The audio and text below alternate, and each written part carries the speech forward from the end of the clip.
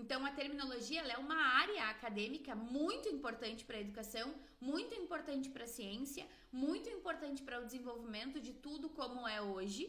Tanto que, se vocês forem pensar por que tem tanta palavra, cada vez mais a gente usa palavras em inglês, é por causa da globalização? Sim, também, mas muitas coisas se tornam mais fáceis, já que a gente vai usar o termo mesmo, já que vai ter que ter uma tradução para isso, então se mantém mesmo em inglês para ficar mais fácil de agilizar esse processo. Então tem muito trabalho acadêmico por trás disso e pode às vezes parecer bobagem, mas é uma área muito, muito, muito importante e explica muito da nossa comunicação. E eu sou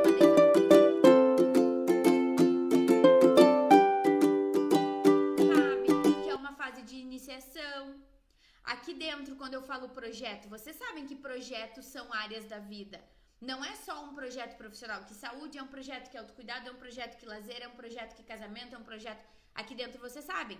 Então, tudo isso são termos. Tudo isso, todos esses termos constituem a terminologia da comunidade Fortuna.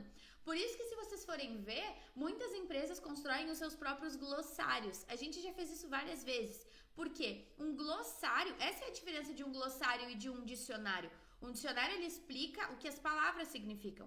Um glossário, ele traduz o que os termos significam de uma forma que um leigo possa entender.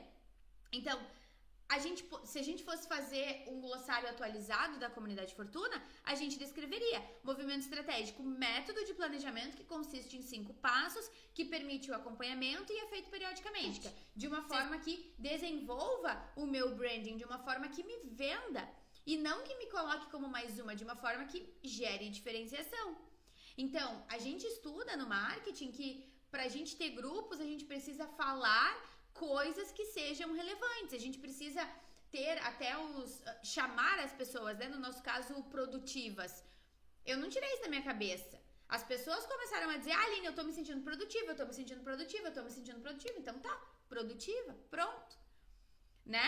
Eu poderia dizer empresárias de sucesso, mas não é isso. É produtivo, tá te sentindo produtivo? Então pronto. E aí a gente vai falar um pouquinho mais sobre exemplos aqui da empresa para vocês visualizarem, porque como vocês fazem parte dessa cultura, vocês vão ver as sensações disso. Então, no branding, a terminologia é fundamental, e aí vai ser a terminologia com T minúsculo, que é o conjunto de termos dentro daquele nicho, dentro daquela empresa, e esse conjunto de termos faz parte da comunicação daquele grupo de pessoas. Tem muito material que ela tem utilizado, que ela tem compartilhado para evidenciar o que são os saberes cíclicos, o que é uma jornada, porque o leigo não é obrigado a entender o que é isso. E aí, nós temos competências comunicativas estratégicas para descrever os termos sem criar gaps de comunicação. O que são competências comunicativas estratégicas? São os nossos recursos que nos permitem explicar uma palavra sem utilizá-la. Por exemplo, quando a gente esquece o nome de alguma coisa, e aí a gente quer dizer o que é sem dizer o nome da coisa, porque a gente esqueceu. Aí a gente descreve. Vamos supor que eu esqueci o nome de cuia. Eu vou dizer, aquele coiso que pode ser de madeira, que tu usa para pôr o chimarrão. Eu vou dizer, cuia. Isso, cuia. Aí eu esqueci o nome de porongo. O coiso que vem da natureza que faz a cuia. Porongo. Vocês entendem? Então, isso é uma competência comunicativa estratégica que a gente carrega e que a gente vai desenvolvendo quanto mais sofisticado é o nosso nível de conhecimento dentro de um idioma. Será que os nomes atribuídos aos nossos produtos realmente transmitem o que eles são? E aí a gente tem muito problema, por exemplo, com consultoria, com mentoria.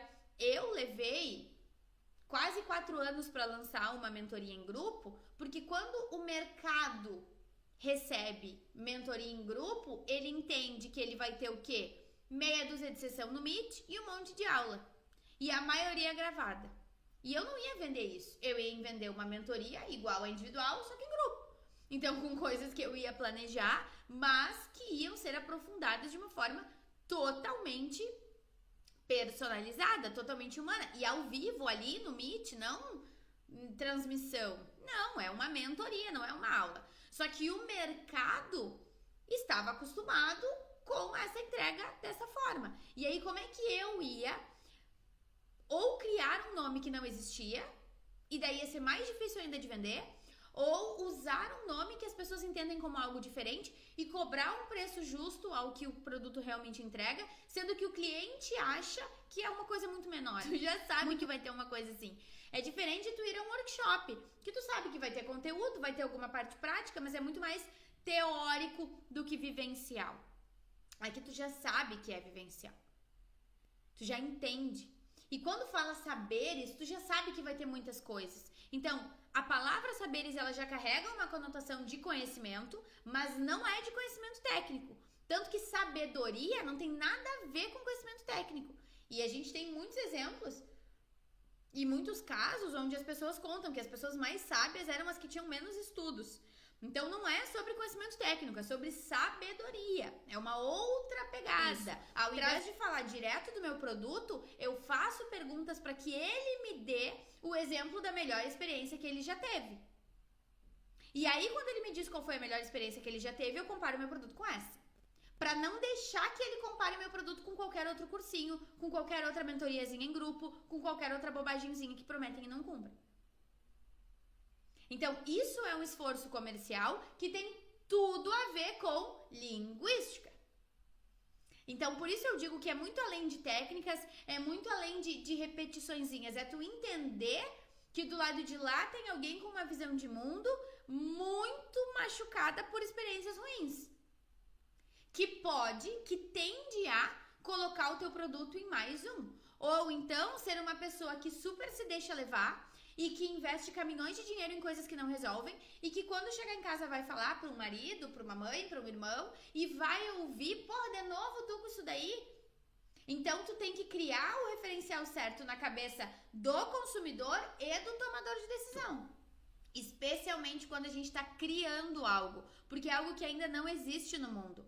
Então isso é fundamental para que as pessoas reconheçam a vocês como autoridade dentro daquele nicho, como autoridade dentro daquela especialidade e conectem isso a vocês. Até para em casos de plágio, fique muito evidente quem foi que realmente criou aquilo ali. Então, se vocês